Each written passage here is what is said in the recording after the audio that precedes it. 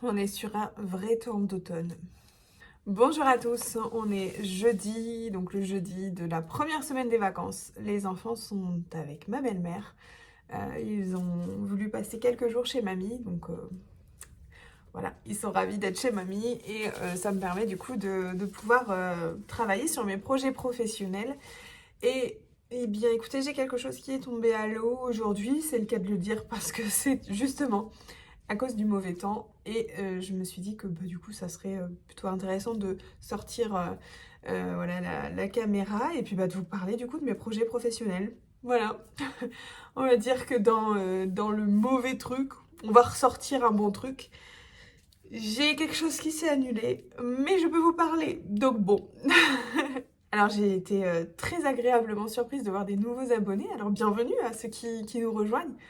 Je suis très très heureuse du coup de voir que mon contenu vous plaît, donc je suis vraiment très très contente. J'espère que ça va continuer et que voilà, n'hésitez pas à nous faire un petit coucou, à nous dire un peu ce que vous avez aimé dans mes vidéos pour que je puisse continuer aussi à voilà, vous faire passer un bon moment, ça me ferait vraiment plaisir. En tout cas aujourd'hui donc je vais vous parler de mon projet professionnel, enfin plutôt mes projets professionnels. Donc pour ceux qui sont là depuis un certain temps, eh bien vous le savez, donc j'ai passé le CAP esthétique cosmétique l'année dernière que j'ai obtenu donc avec mention. Je suis très heureuse de le dire à chaque fois parce que c'est quand même une sacrée fierté. Je vais pas vous le cacher, quand on est en candidat libre avec des enfants à la maison, c'était pas forcément simple. Donc oui, c'est une très très belle victoire.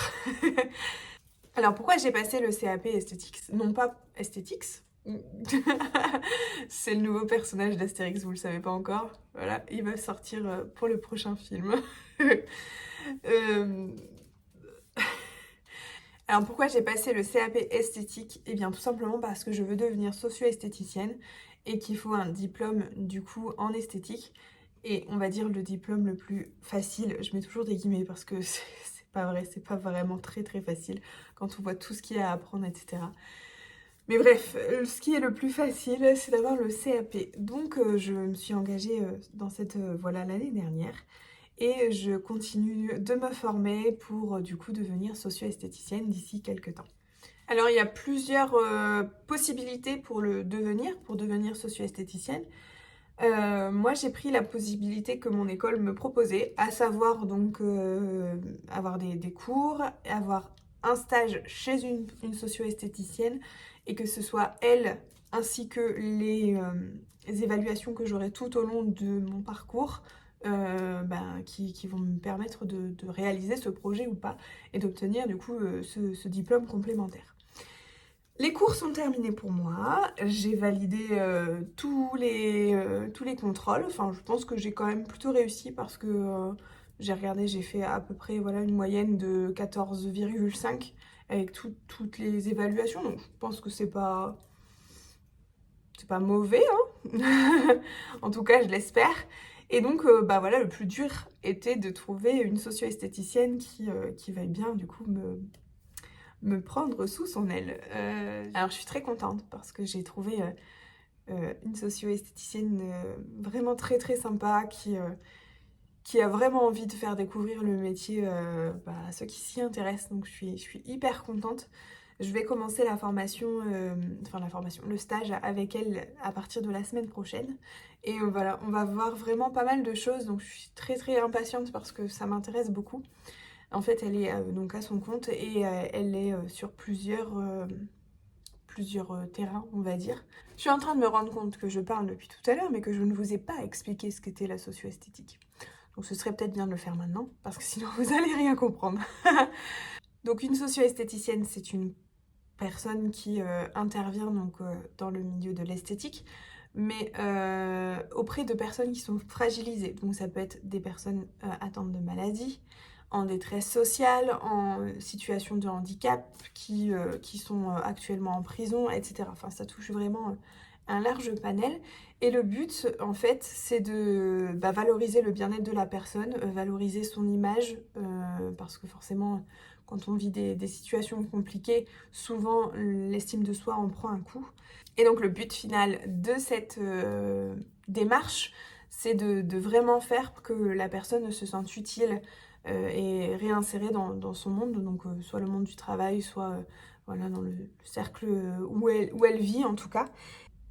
Alors comment est-ce qu'on fait du coup en tant que socio-esthéticienne pour bah voilà, valoriser la personne, qu'elle restaure sa confiance en soi, sa dignité, etc. Et bien en fait on va on va passer par le soin pour l'aider. Donc ça peut être par exemple des soins visage, du maquillage. Par exemple, je pense par exemple pour les personnes voilà, qui ont eu un cancer, etc. Des fois, elles ne se retrouvent pas parce qu'elles ont peut-être perdu leurs cheveux. Donc leur montrer comment on noue le foulard, également comment se maquiller pour que ce soit plus ressemblant à leur personne. Parce que voilà, quand on perd les cheveux, les poils en général, même les cils, et qu'on ne peut plus se maquiller comme avant, il faut trouver les techniques. Et donc, ça fait partie du coup des choses qui me plaisent dans ce métier-là. C'est la beauté, oui, mais avec un but final. C'est pas forcément que esthétique. Il y a vraiment une démarche qui est là pour valoriser la personne et qu'elle reprenne confiance. Où est-ce que travaillent les socio-esthéticiennes? Eh bien, ça peut être dans différents milieux. On a du coup les milieux hospitaliers, avec les soins palliatifs, également les maisons de retraite, les centres sociaux, les foyers de réinsertion, etc. Les prisons, comme je l'ai dit. Voilà, en fait, tout lieu où il y a de la population qui est fragilisée. Voilà. C'est un bon résumé, je pense, de ce qu'est une socio-esthéticienne. Et donc, revenons à nos moutons. Et donc, revenons à nos moutons. Effectivement, j'ai trouvé un stage du coup chez une socio-esthéticienne et je suis très contente parce qu'elle ne fait pas un seul parcours, on va dire. C'est pas parcours que je voulais dire. Elle fait pas qu'une seule chose, elle n'est pas cantonnée à une seule chose, c'est-à-dire qu'elle ne va pas s'occuper que de personnes handicapées, par exemple. Elle va aussi s'occuper des personnes qui sont dans des centres sociaux, etc. Et donc ça va être vraiment intéressant parce que je vais pouvoir découvrir vraiment une large gamme, si je peux dire. Et comme c'est ça aussi que je veux faire quand je serai à mon compte, c'est-à-dire de ne pas me cantonner à qu'un seul type d'aide, on va dire, de personnes, de public, ça va être super intéressant et je vais pouvoir me poser toutes les questions que je veux et vraiment, voilà, j'ai hâte. Alors, je vous avais parlé aussi que je devais voir avec France Travail pour qu'ils me financent une formation. Au final, ça c'est pas fait, mais j'ai décidé quand même de faire cette formation parce que je pense qu'elle peut vraiment être en adéquation avec la socio-esthétique. Et donc, qu'est-ce que c'est que cette formation? Tout simplement, c'est conseillère en images. Alors, pourquoi est-ce que je pense que ça peut être bien? Parce que je vais apprendre du coup la colorimétrie. Pour celles qui sont là, voilà, elles savent mon amour pour la colorimétrie. Également tout ce qui est morphologie, la gestuelle, la posture, la communication non verbale, voilà, tout ce qui peut apporter du bien-être, voilà, de la confiance en soi aux personnes. Et du coup, je pense que vraiment ça peut être deux métiers qui sont très différents, mais vraiment très complémentaires également. Donc, je suis très heureuse de vous dire que j'ai commencé une formation de conseillère en images. Et voilà, d'ici du coup quelques mois, si tout se passe bien, je serai du coup, voilà, je serai en plus de socio-esthéticienne, conseillère en images. En tout cas, je me le souhaite et je vais tout faire pour y arriver. Voilà, maintenant vous connaissez un petit peu du coup mes projets professionnels. Je vous parlerai d'ici quelques semaines, je pense, de mes projets personnels, puisque je vous avais dit que j'en avais également. Mais ça fera l'objet d'une prochaine vidéo. Je pense que là déjà ça va être assez intéressant pour vous de voir au niveau professionnel. Si vous avez des questions concernant du coup mon parcours, concernant aussi le CAP en lui-même ou autre chose, la socio-esthétique et même le conseil en images, n'hésitez pas à me le dire dans les commentaires. Je me ferai un plaisir de vous répondre. En tout cas, j'essaye de répondre à tous les commentaires. J'en ai pas énormément sous mes vidéos, donc j'arrive à gérer. On n'est pas, voilà, je suis pas une grande chaîne. Je prétends pas vouloir devenir une grande chaîne non plus. Mais j'essaye à mon échelle de vous expliquer que oui, c'est possible quand on a passé la trentaine avec des enfants à charge, que en fait la vie n'est pas finie et qu'on peut se sortir d'un emploi qui nous... Ouais, qu'on n'aime pas trop, que voilà, on se sent pas forcément bien, etc. Qu'on peut reprendre notre vie en main, enfin voilà, il n'y a pas d'âge du tout. Il y a juste beaucoup de motivation à avoir et n'hésitez pas aussi à regarder ma vidéo, enfin mes vidéos précédentes où justement je parle un petit peu plus en profondeur de comment je me suis organisée pour obtenir ce CAP avec mention. Donc voilà, en tout cas là je vais du coup commencer, continuer un cours donc, sur le conseil en images. Donc c'est un cours sur la communication. Et j'ai trouvé ça déjà très intéressant, tout ce que j'ai pu apprendre jusqu'à maintenant. J'ai hâte de vraiment de pouvoir voir la partie colorimétrie, vraiment, parce que ça, je trouve ça vraiment super intéressant de voir que voilà, des couleurs vont ensemble et que forcément, pour vous mettre en valeur, eh bien, certaines couleurs sont plus flatteuses que d'autres. J'ai hâte, mais bon, écoutez, j'y vais à mon rythme, j'y vais, voilà, je profite que les enfants ne soient pas là pour pouvoir bosser un maximum. J'avoue que le fait que Roxane est maintenant à l'école, forcément, j'ai beaucoup plus de temps. Et donc, c'est aussi pour ça que j'ai pris la décision de faire ces deux formations voilà, en même temps, on va dire. Même si la socio, il me reste plus que les stages à faire. Je pense vraiment que ça va être intéressant et ça va me donner plus d'armes. Et aussi, je pense que ça va me démarquer de mes concurrentes parce que beaucoup de socio-esthéticiennes ne sont pas conseillères en images en plus. Donc je pense que ça va donner aussi plus de possibilités, d'offres après pour avoir du boulot, hein, tout simplement. Bon, depuis tout à l'heure, je vous dis au revoir, mais je suis encore là. Donc là, pour de vrai, je vais aller me faire un petit cappuccino. Et puis, je vais commencer un petit peu à bosser sur une leçon que je n'avais pas terminée. Je vous emmène.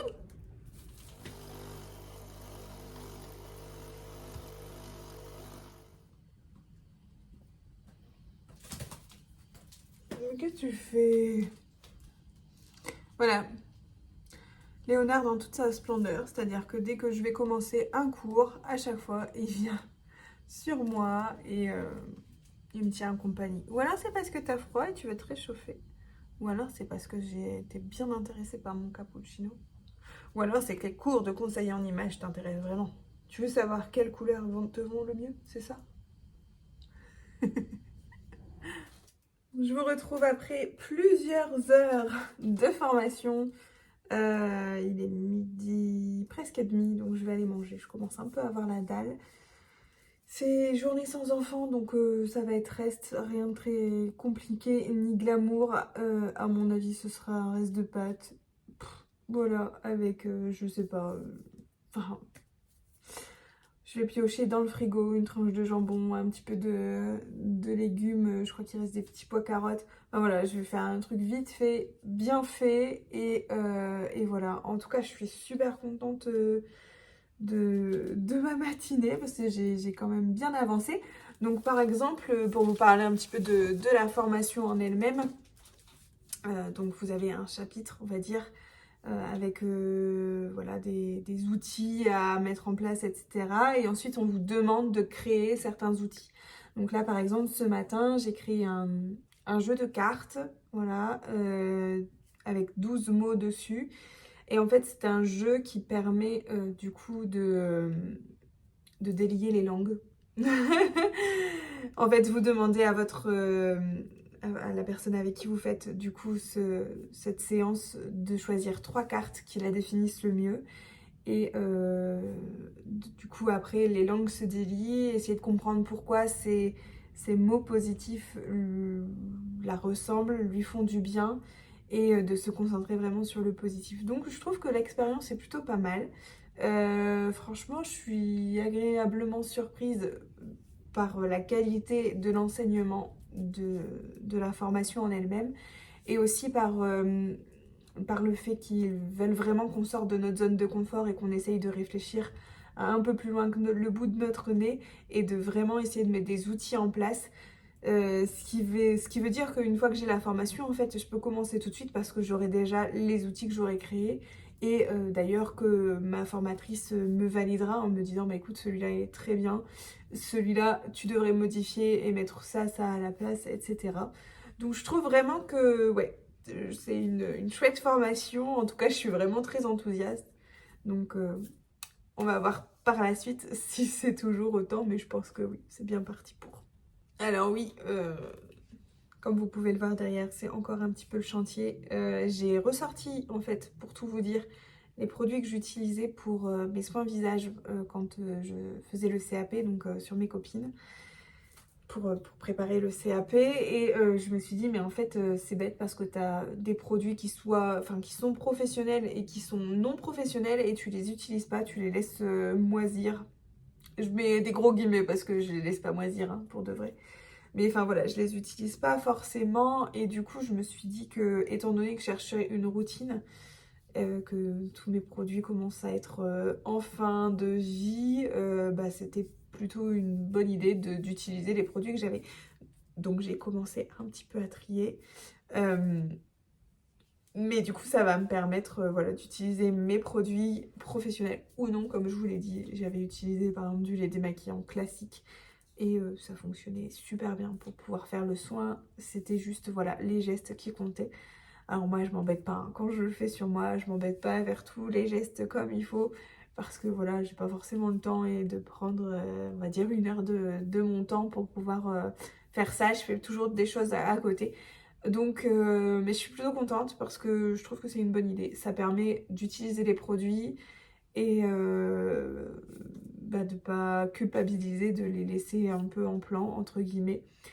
Sachant qu'une fois que je serai à mon compte, étant donné que si tout se passe bien, je serai socio-esthéticienne, il y a certains produits qui ne peuvent pas être utilisés, par exemple quand une personne a eu un cancer, etc.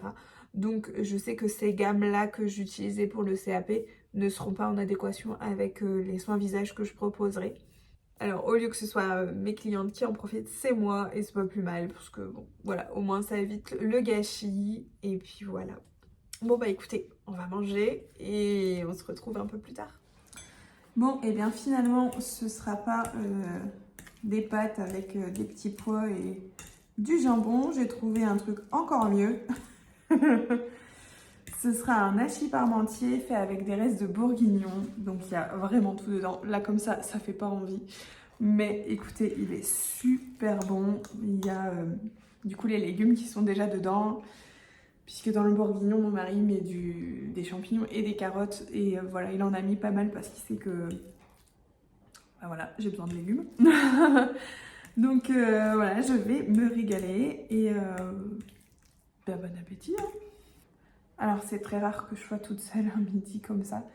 Donc je pense que voilà, je vais regarder une petite vidéo YouTube d'une fille que j'aime bien. Enfin voilà, je vais regarder, je sais que j'ai des vidéos à rattraper, donc j'ai toujours des vidéos à rattraper. Je sais pas si vous êtes comme moi. Donc je vais faire ça, mais avant je voulais vous dire quelque chose. Puisque je vous ai parlé qu'il y avait un truc qui était tombé à l'eau aujourd'hui, mais je vous ai pas dit quoi. En fait, c'est en relation avec la formation de conseillère en images. J'ai été invitée par la directrice à venir dans un salon qu'ils animaient. Donc, enfin, il y a plusieurs participants, mais ils avaient un stand et elle animait un stand en l'occurrence. Donc déjà, elle voulait que je vienne pour pouvoir récupérer mon kit, tout simplement, et puis pouvoir échanger, discuter, et puis enfin, voilà, voir un peu sa façon de travailler, etc. Donc j'étais très très contente de pouvoir y assister. Mais au final, ici, dans le Nord, nous sommes en vigilance pour pluie et vent. Ça souffle à décorner les bœufs, c'est ça qu'on dit? Et comme j'avais pas mal de route, j'avais presque 1 heure de route, elle m'a dit prenez pas de risque, ça sert à rien. Donc je suis un peu déçue, frustrée parce que voilà, je voulais la rencontrer, pouvoir échanger avec elle bien sûr, avoir mon kit forcément pour pouvoir voir un petit peu le découvrir et tout, mais bon, bah, ce n'est que partie remise. Je pense qu'on aura d'autres occasions de se rencontrer de toute façon. Donc voilà, je suis un petit peu triste par rapport à ça, mais écoutez, on voit toujours le positif. Comme je vous l'ai dit en début de vidéo, ça me permet de pouvoir faire cette vidéo et puis de pouvoir avancer au niveau des cours. Donc un mal pour un bien. Bon, je vais mettre la vidéo en route et je vous souhaite un bon appétit. Changement de point de vue. La nuit a été un peu chaotique, il faut dire, entre la pluie, le vent, etc. On s'est réveillé à 4 h du matin. On ne s'est pas recouché tout de suite. C'était un peu compliqué, donc une pause s'imposait. Je viens de me faire un petit repas. Repas, n'importe quoi. Une petite sieste accompagnée de mon acolyte. Tout le temps là, je vous montre.